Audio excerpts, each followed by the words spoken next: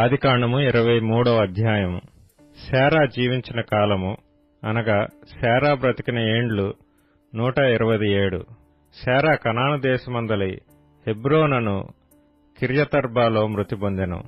అప్పుడు అబ్రాహాము శారా నిమిత్తము అంగలార్చుటకును ఆమెను గూర్చి ఏడ్చుటకును వచ్చెను. తరువాత అబ్రాహాము మృతి పొందిన తన భార్య ఎదుట నుండి లేచి హేతుకుమారులను చూచి, మీ మధ్య నేను పరదేశినిగాను పరవాసినిగాను ఉన్నాను.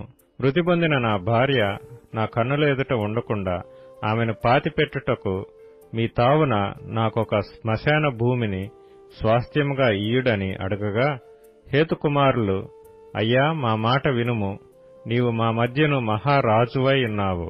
మా శ్మశాన భూములలో అతి శ్రేష్టమైన దానియందు మృతి పొందిన నీ భార్యను పాతిపెట్టుము. నీవు మృతి పొందిన నీ భార్యను పాతిపెట్టునట్లు మాలో తన శ్మశాన భూమి ఈయనొల్లనివాడు ఎవడనూ లేడని అబ్రాహాముకు ఉత్తరమిచ్చిరి.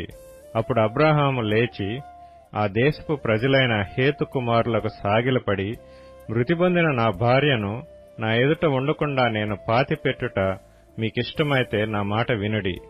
సోహరు కుమారుడైన ఎఫ్రోను తన పొలము చివరను తనకు కలిగిన మక్పేలా గుహను నాకిచ్చున్నట్లు నా పక్షముగా అతనితో మనవి చేయుడి.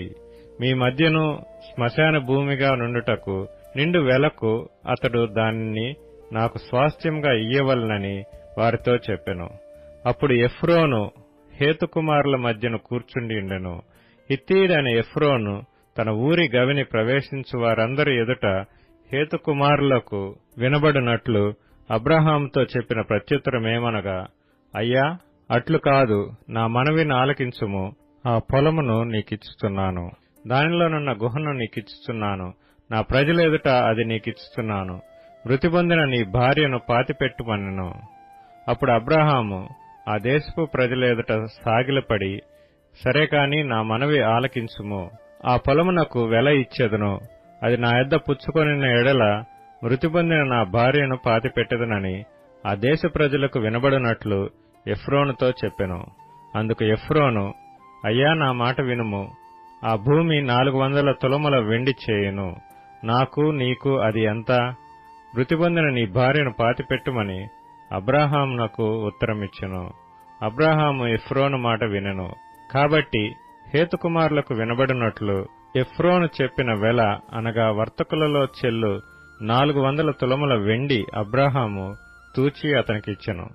అలాగున మమ్రే ఎదుటనున్న మక్పేలా ఎందలి ఎఫ్రోను పొలము అనగా ఆ పొలమును దాని అందలి గృహయు దాని పొలిమేర అంతటిలోనున్న ఆ పొలము చెట్లన్నీయు అతని ఊరి గవిని ప్రవేశించు వారందరిలో హేతుకుమారుల ఎదుట అబ్రాహామునకు స్వాస్థ్యముగా స్థిరపరచబడెను. ఆ తరువాత అబ్రాహాము కనాను దేశంలో హెబ్రోనను మమ్రే ఎదుటనున్న మక్పేలా పొలము గుహలో తన భార్య అయిన శారాను పాతిపెట్టెను.